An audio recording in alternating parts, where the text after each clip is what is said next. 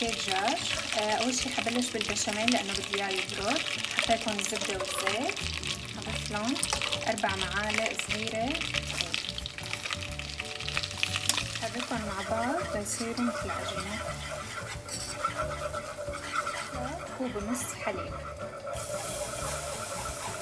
يكون عندي قوامه كتير سميك لانه بدي اضيفه على الدجاج الاسود،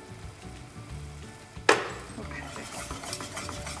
لازم يكون قوامه هيك مثل العجينه. هلا بطفي عليه النار وبحطه على جنب ليبرد.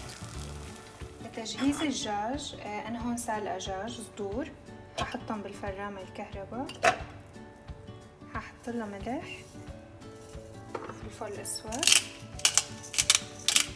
هحط لها بودرة ثوم، رشة كمون، رشة كزبرة، بفرمهم ناعم. ضفت البشاميل. بعد ما ضفت البشاميل حاخلطهم لحتى يتماسك. هيك بيكون شكل المزيج بعد ما فرمناه بالفرامة. ححط جنبي مي، حغط ايدي شوي بالمي وبلش شكله. فيكم تعملوا الشكل اللي انتو بدكم اياه، بس هذا الشكل المتعارف عليه اللي انا حساويه.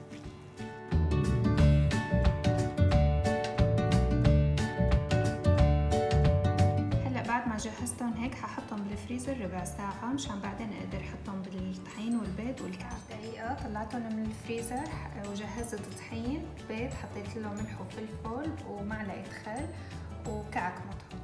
هجيب الدجاج اول شي بالطحين،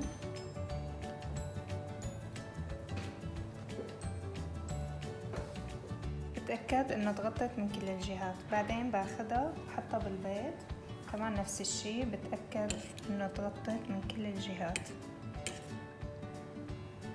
بعدين بالكعك.